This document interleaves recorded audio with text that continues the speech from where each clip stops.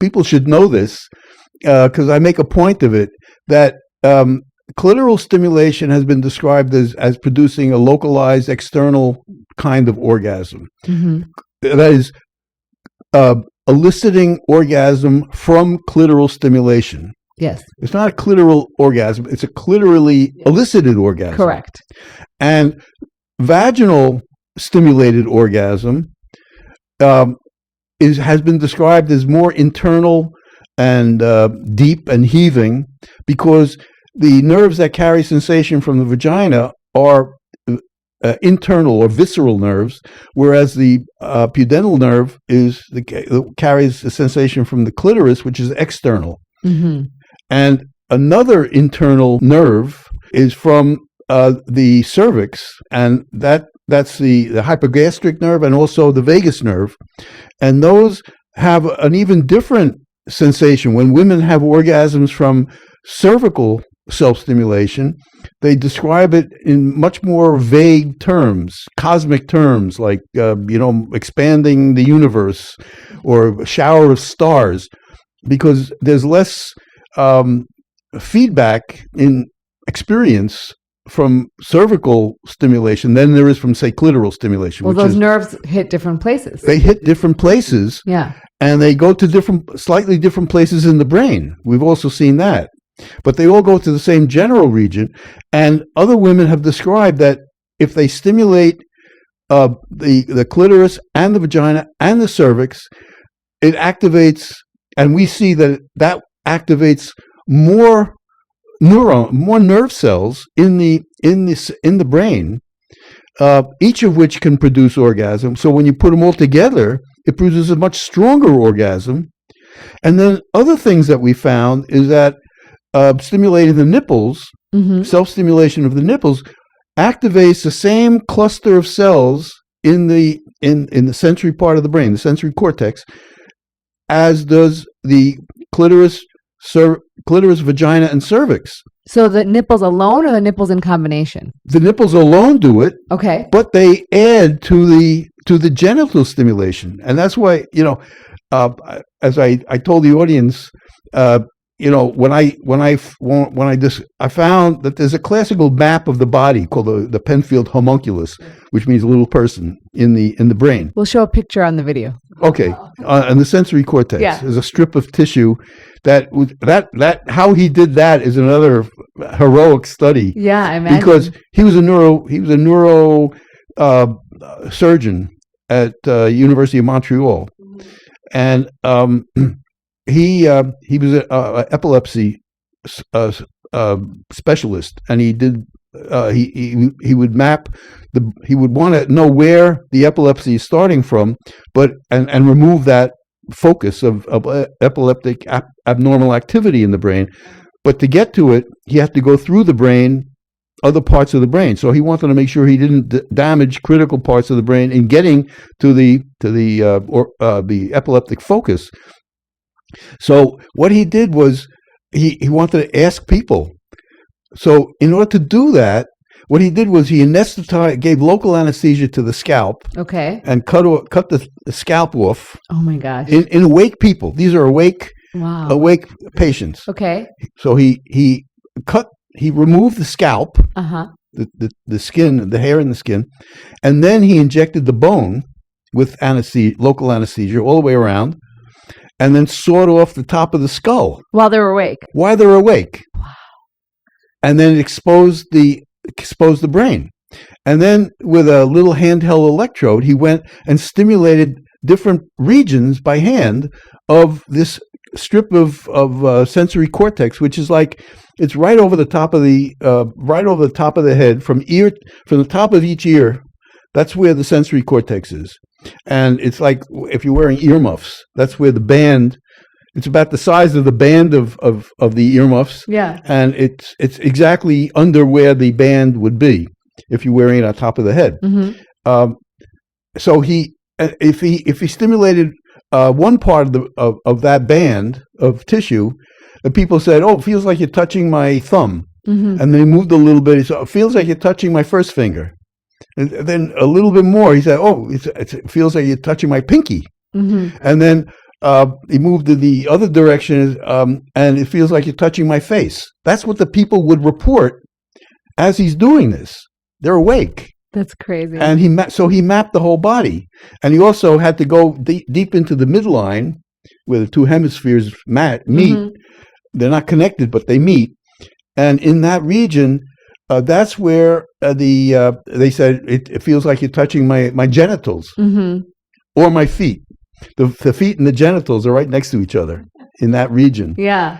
And the nipples are close by, right? Well, no, the nipples, the classic picture on this homunculus is that the nipples are on the chest region Yeah. of the map, Okay. which is, over the top and on the side a little bit. Uh-huh. But what we're seeing is that while that's true, we do see activation of that region Uh-huh. with the nipple self-stimulation. We also see the activation right in the region where the genitals project, the clitoris, vagina, and cervix. And when, my male neuroscience colleagues say that we have to change the map. And my women neuroscience colleagues say, yeah, they've known it all along Of course. that it feels erotic. Yeah. So anyway, again, I'm rediscovering what women have known all along. But yeah, you're just writing it in. Just writing it up, maybe they've been too embarrassed to talk about it or something, or in general, or publish it, because this has not been published before. Well, it's probably been in mainstream media and like Cosmo magazine and Maybe. they've talked about They it. talk about erogens, but not to know that it actually activates The the same- same population of neurons as Yeah. the genitals. No, just that it's an erogenous zone. It's just an erogenous, but that, what does that mean? Yeah. But to say that it's really activating the same neurons that the clitoris or the vagina or the cervix activates. That's why. So the implication of that is that since combining clitoris and vaginal and cervical stimulation all produce a more intense, more complicated, or more complex and more pleasurable, more intense orgasm, because you're just activating different groups of nerve cells, each of which can produce an orgasm of different quality, but then you combine them and it's additive. Mm-hmm. And then you add the nipple stimulation, and that's even more additive. Yeah. And then we also found that two other regions also activate the same part of the brain Mm-hmm. as the genitals, and that is a little strange, but it's the stimulating like just over the ear, where the ear canal enters, just above that. Huh. There's a branch of the vagus nerve that carries sensation from there, and it goes right to the genital sensory cortex. Wow. Huh. So that may be another area of adding to the others, Yes. the activity of the others. And the other thing is, a lot of people say that toe stimulation Mm-hmm. is erotic, feels erotic, and that goes to the same region also. Fascinating. So it could be a way of either helping to elicit orgasms in women who have trouble having orgasms, Mm-hmm. or it could intensify orgasms in women who don't have trouble having orgasms and just make it more interesting. And so you're seeing the pattern on the thresholds on the brain map be higher in terms of like how hot they get? Well, we haven't studied the intentionally the combination. We haven't studied the what happens in the orgasms when you add all these together. Okay.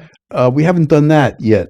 It's an interesting point. I mean, but just in terms of a strategy.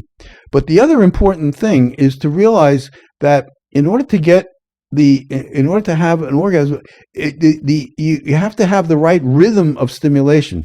It's sort of like if you think about pushing on a swing. Mm-hmm. Depending on you can push on the swing in a way that push it rhythmically in terms of its if its own resonant frequency. You know, when it comes back to you and starts going in the same direction again, you give it another shove, and it goes higher and higher and higher. If you're at that rhythm, but if you're out of the rhythm, when it comes back to you, if you hit it if you push on it too soon, you can actually stop it.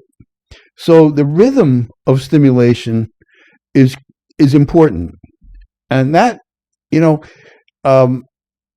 I think that's something that people may not appreciate. Yeah. You know, like if you start with just vaginal penetration without getting the swing going, or another metaphor of that is trying to let's say you have a bathtub half full of water, and orgasm would be sloshing the water over the rim. Yeah. In order to do that, you have to push down on the water, let it come back up. You push down again.